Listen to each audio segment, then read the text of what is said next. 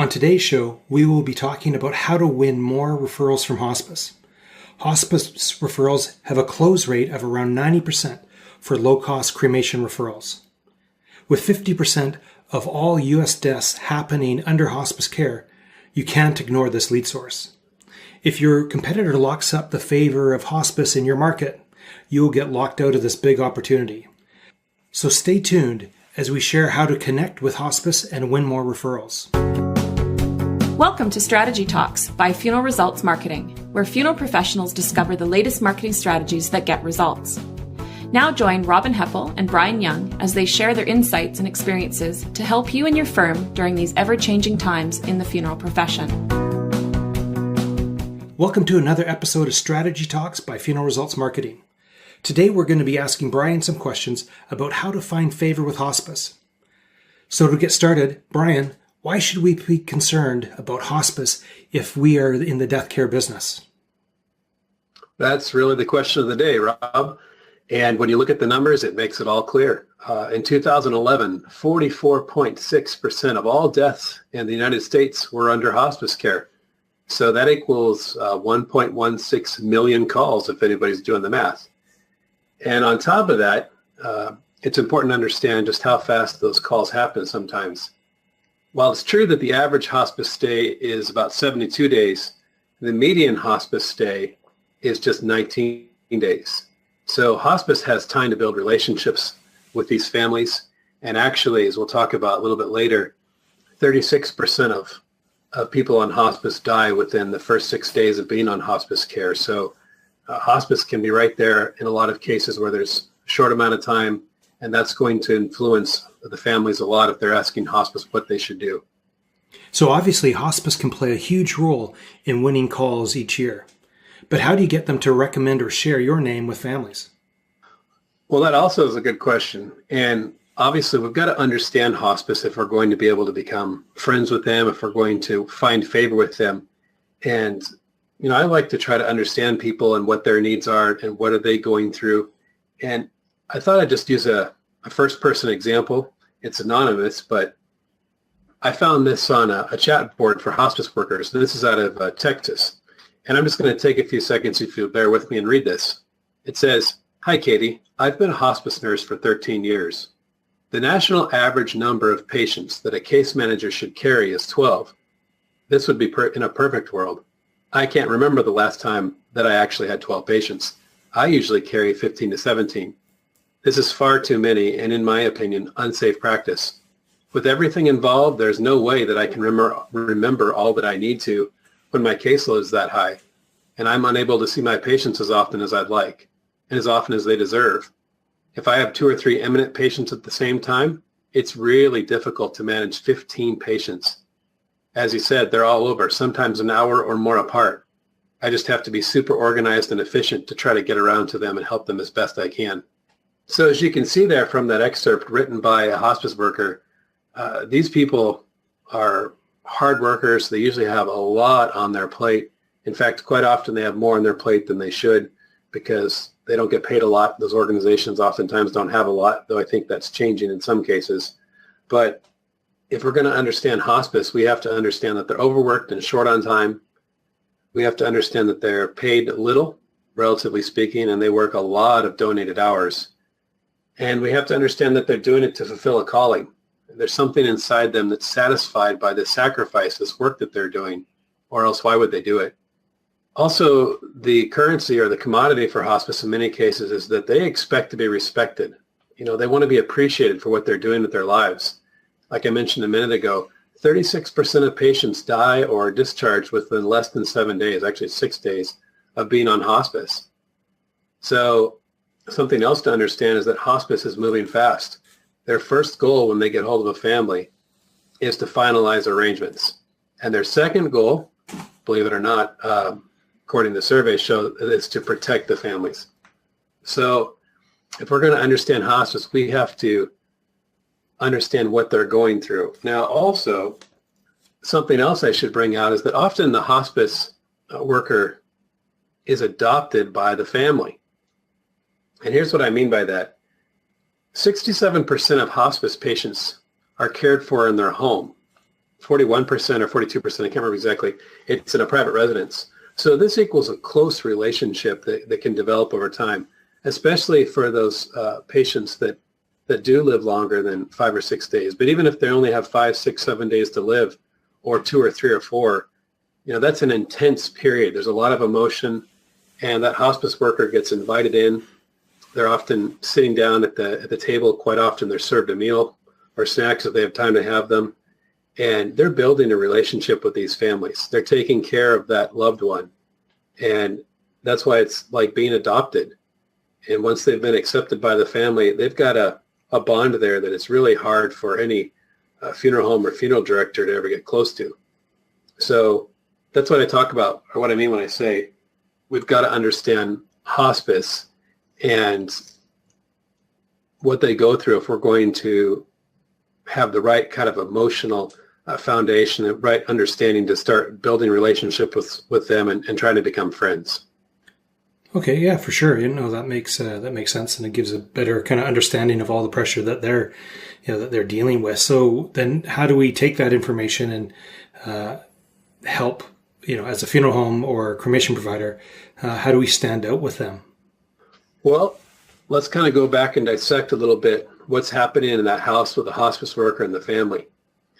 The most common questions that a hospice worker, or some of the most common questions that a hospice worker gets asked is, who should we use and what will it cost?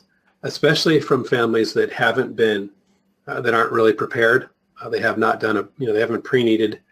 And so, especially if they're in tougher financial position, they're looking for help there, and they'll ask, who should we use and what will it cost? Now, hospice recommends providers, but they have to follow certain rules. At least officially they do. Typically they're required to recommend or to cite 3 businesses, not just one. That's what they're supposed to do. But if you want to know how you can stand out to hospice and how you can get on that list of 3, or oftentimes a list of 1 or 2, or I'll talk about that more in a second. Here's the things that I've heard, and some of these from interviews I've listened, people I've talked to. There's a presentation that's been at a couple of the conferences lately that I think touches on this one, but hospice workers are there taking care of the family. They see that family under a lot of stress, and they don't want to see that family have to go under any more stress or any more suffering than they're already going through. So one thing that's important to them is that the removal always be done on time, and or possibly any other interaction with the family, but that it's always done on time. Another thing that really influences a hospice worker's opinion of a business is how the removal was conducted. In fact, I've heard a lot of funeral home owners and cremation business owners say, yeah, that's really the ticket. That's the only time that we're interacting with hospice. I've heard one hospice worker say the same thing. So how that removal conducted is really key. Quite often the hospice worker is there when the person has died, and if they're still there when the removal team comes, they're watching it like a hawk. And if it's done in a kind and professional way, it's very considerate of the family's emotional state, that's a big deal. And on top of that, I've heard a number of hospice workers say in their interviews that what really wins them over is if the removal team is flexible. So let's say the removal team arrives, the person or the couple that have come to get the deceased, and suddenly the family is like, oh, can we have a few more minutes? Or I heard one example, I think this was in a presentation I heard recently, but I'll pass it on. There was an estranged brother, let's say of 20 years, and he suddenly decides he has to reconcile or something like that. And can that removal team just stand and wait? Now, that is a tougher decision when you're talking about a low-cost business, because obviously there's not a lot of margin. But these are, if you look at these, what could be obstacles or inconveniences as golden opportunities, that can be a real fortunate opportunity for you, because if you're like, sure, we can wait. Yeah, that's no problem. Yeah, we'll just be outside or whatever works best in that situation. That goes a long distance with hospice. And so the goal here, of course, is to stand out for being better than everybody else. And when they're only interacting with you for relatively a few minutes, that can be hard to do. So your removal experience is probably the single biggest way to stand out to hospice within the context of somebody having died and doing your job. There's a very critical way I'll talk about in a few minutes, but it's outside of that context. But within the context of doing your job in the realm of funeral care and the death having occurred, of course, the removal is the biggest opportunity. Now, I had mentioned that the two most common questions that are asked are, who should we use and what will it cost? So let's talk a little bit about the what will it cost question.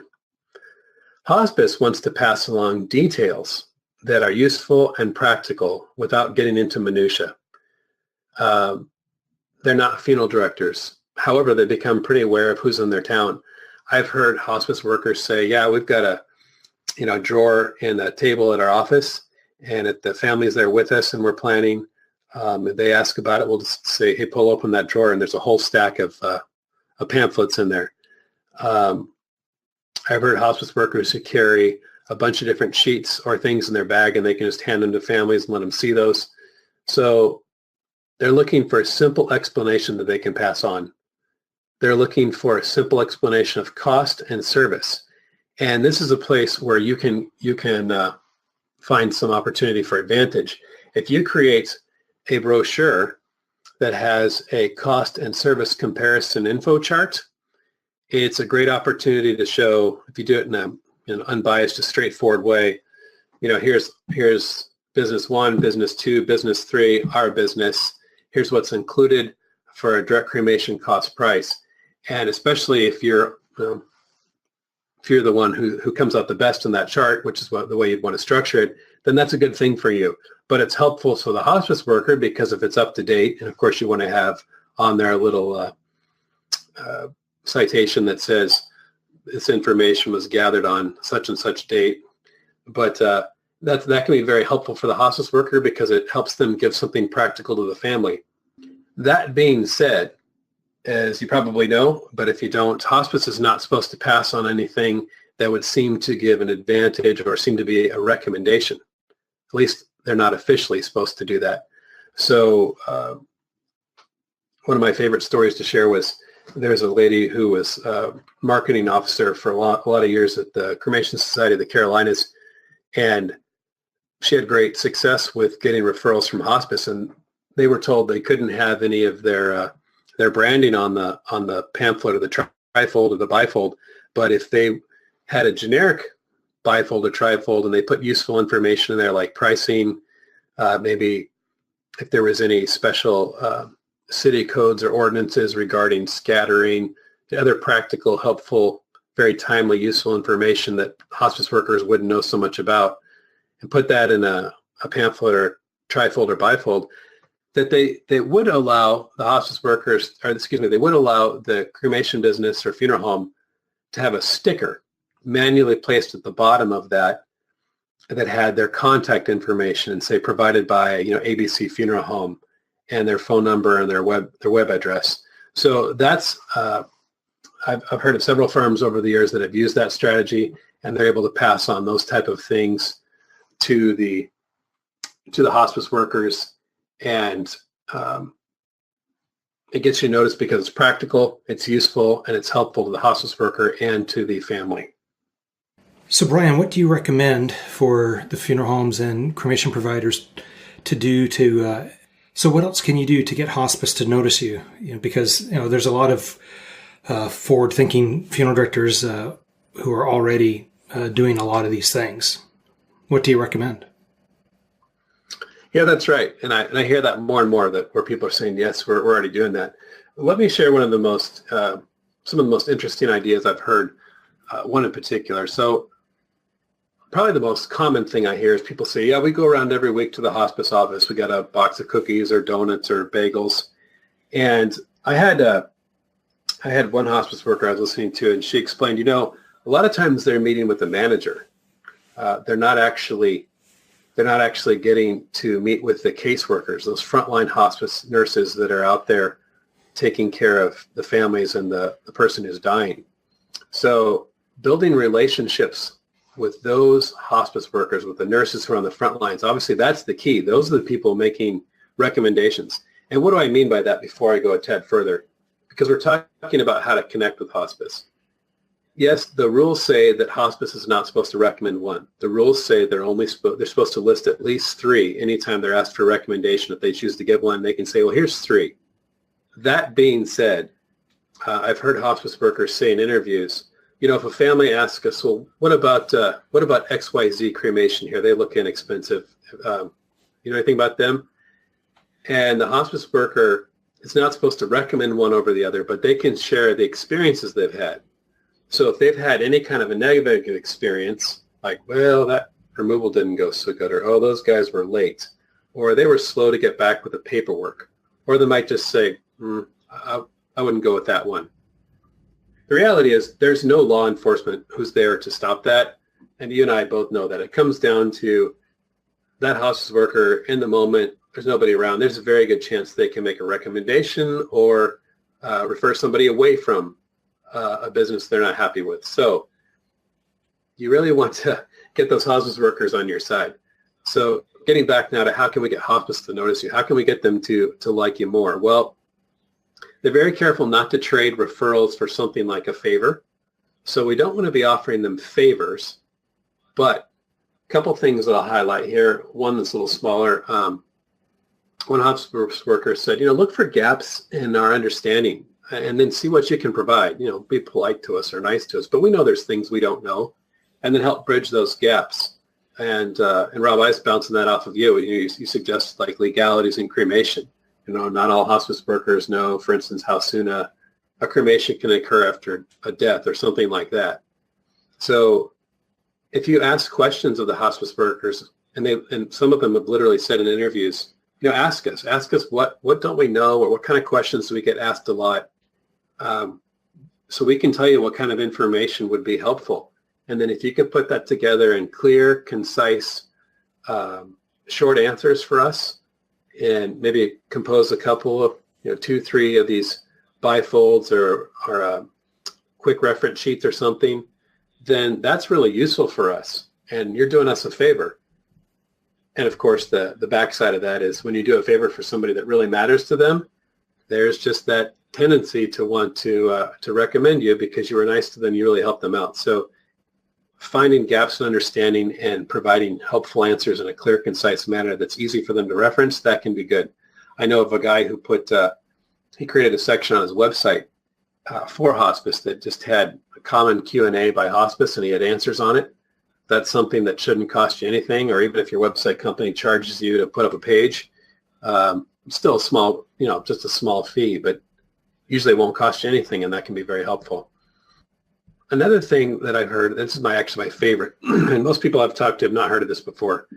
They said, hospice has done a fantastic job of building relationships in the community.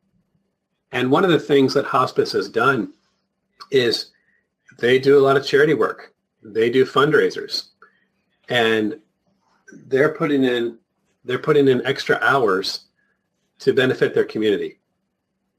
And if you want to get noticed, rather than just bringing around donuts or bagels, see how you can get involved in their projects. How can you help these nonprofit hospices to help their communities? In a lot of cases, hospice might need a space to meet. Sometimes they just need a meeting space because they're going to do some kind of informational meeting, a free meeting for the public, and they need a space. Well, if nobody's using your chapel or one of your reception rooms or something like that, that might be something you can offer. Some firms even have a reception area. So if you can offer your reception area at no cost, who knows, maybe even offer the coffee. That can go a long way because you're giving practical, meaningful help to them. Another thing is if they're having these fundraisers, if they're doing any kind of a fundraiser, and you say, hey, can we show up and help out? Whether it's, I don't know, it could be anything from a garage sale to a cleaning a park to, I don't know what kind of, there's a number of different things that a hospice organization might try to do, whether it's for public relations, just general brand awareness, or if it's targeting a specific objective of that hospice organization. But if you ask if you can come and help out, and you're working side by side, rubbing elbows with these people and helping them in their cause, just working like a neighbor in the community, how can that not make friends? It's going to do something good. And so Now they know you by name. Now they spent an hour and a half with you, 2 hours, 3 hours on a Sunday doing something that really helped the community, and they know you. And as one of the hospice workers I heard interviewed in Virginia said, she said, "You think that's not going to come out when we're talking to families?" Yeah, I think it probably is going to come out. I have heard of more creative things. Probably the most famous one is I've heard of a certain funeral director who likes to take several hospice workers on a trip a couple times a year. He takes them to some nice tropical location, and they have some kind of educational activity for a few hours a day, and then they get some free time each day. And they, I think they go down for a long weekend or something like that. I don't want to give away too many details, but some funeral owners have complained, "Hey, that's like buying a vote, buying a referral." And I'm not sharing it here as a recommendation. I'm actually sharing it to give context and show how some funeral home and cremation business owners have realized just how valuable hospice workers are in terms of numbers and how many cremations they can win as a result of a hospice worker who's referring them. And they're literally willing to invest that kind of money to curry favor with the hospice workers. So, again, you go back to what I said at the beginning when we do the math. If the average hospice worker is carrying far more than 10 or 12, but even if they're just carrying 10 cases and 36% of those cases die or are discharged in less than 7 days, well, do the math. That's adding up to a lot of referrals. You could easily be getting, a hospice worker can easily be working with 50 families easy in a year, and quite often far, far higher.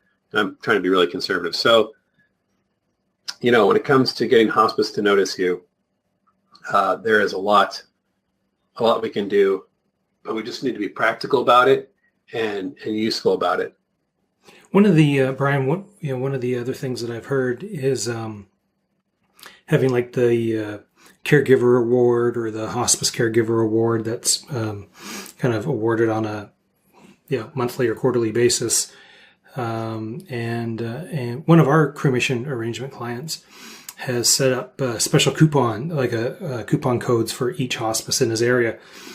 So he not only can he track where the referral came from, but they feel kind of obligated to pass on that they can get a certain discount if they use this firm. So just a couple other things that that can be done with again trying not to overstep the bounds, but providing value as well.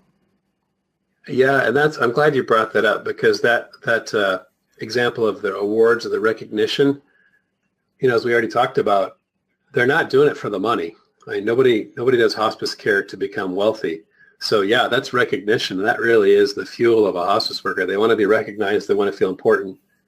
So that's a great example. One thing I wanted to share real quick before closing here is that when it comes to one of the new realities of death care or the funeral industry, that's recently this growth of cremation arrangement websites. And we talk about those in other podcasts and other materials we produce. But I've been surprised over the last, 8 years, I guess I started paying attention to this particular stat about 8 years ago, how much hospice workers get behind websites that allow the family to arrange a cremation by themselves, particularly for the cases where the family doesn't have a lot of money. And I've heard a number of stories where a family gets told by the hospice worker, "Hey, did you know that ABC Cremation, on their website, you can arrange your own cremation. You can pick out what you want to buy. You don't have to talk to a funeral director. You can get exactly what you want. It's quick. It's easy. You pay for it right on the website. You're in total control." And that's the part that seems to really appeal to the hospice workers, that you're in total control. So I just wanted to throw that out there that, that's a piece of the pie as well. And if you have a cremation website as part of your business mix, don't forget to be sharing that with hospice workers. Send them an email with a link where they can test drive it. Put it in a card, just mail to them, not for families necessarily, but just keep planting that seed, because there's a lot of cases where a hospice worker might decide that's in the family's best interest. And if you're the one who has it and they know it, that can be a win-win for you. I would even take it, Brian, and on the little brochure at the back, where you list all the providers and maybe put a little asterisk by the ones, including yours, that offers online arrangements. That's, just so it sticks out just a little bit more, just a little star saying, and then at the bottom denotes availability for online arrangements. So that's great. Lots of ways just to kind of nudge and hint a little bit. Right. Well, that's great, Brian. I think you gave the folks lots to think about, and even just to kind of start thinking what they could do. You don't need to implement all 5 or 6 main things that Brian spoke of, but one thing that we'd want to leave with you today is just a little bit of a challenge. So today's challenge is to write down the names of all the hospice workers that you know. So I'm not saying just the organizations that you stop in and visit, but the caseworkers that you've met and have gotten a good vibe from, and make a goal to add one of those per month, because as Brian pointed out, these caseworkers have 10 or more patients at any given time, and a third of them are probably going to die within a week or so or less. So this is just too big of a lead source to overlook. Brian, do you want to just take a few minutes to share what's happening at Funeral Results Marketing? Sure, Rob. Yeah, I think the most exciting thing we've got on the horizon right now, at least looking down about 3 months from now, is the upcoming cremationconference.com for 2017 that we're having in St. Petersburg, Florida. And if you haven't seen our emails about that yet or seen that advertised, please check it out. Just go to cremationconference.com. And our goal there is to provide you an intensive, in-depth, detailed, high volume of information regarding all things cremation. Really, it's a cremation marketing conference, but we're delving into both sides of the coin. How do you launch and grow a low-cost cremation business? How do you increase the appeal of what you can do for cremation families in your funeral home? I know you're going to be talking, Rob, about actually a number of topics, how to compete in the largest advertising spaces on earth. And that's really what they've become. I know you're going to be talking about some technology tools that really streamline the conducting of the business and increase operations and reduce costs. We're going to be talking about listening to John McQueen. And in particular, I'm excited about that because, as some of you may know, Florida went through their revolution, the explosion of the cremation rate decades ago now. And John's going to talk about how his family firm survived and thrived as the cremation rate rocketed up from around 20% to topping over 70%, at least at their location, and how their funeral home thrived, and actually they increased the cost, the revenue per call there, as well as they launched a low-cost cremation business and a high-cost cremation business. And then since that time, they've innovated in some other ways. So there's a real case study of what has worked and what it's like to go through a rapid change where cremation is overtaking burials. So that and a whole lot more, but you certainly don't want to miss out on that. And we hope to see you all there. So what's your burning question about online marketing for your funeral home? If you leave it here, we will try to answer it on an upcoming episode. And if you like what you're hearing, as always, we do ask you to please leave a comment on the blog or give it a rating on iTunes or Google Play. And I'd like to say thank you, too, for spending your time with us today. It's our goal for you to serve more families and provide them with more meaningful services. So make sure you check back soon for another episode of Strategy Talks by Funeral Results Marketing. Until the next episode, this has been Brian Young and Robin Heppel. This has been another episode of Strategy Talks with Robin Heppel and Brian Young. To ask a question or leave a comment, visit funeralresultsmarketing.com/talks. To make sure that you never miss an episode, you can subscribe to this podcast for free on iTunes, Google Play, and Stitcher.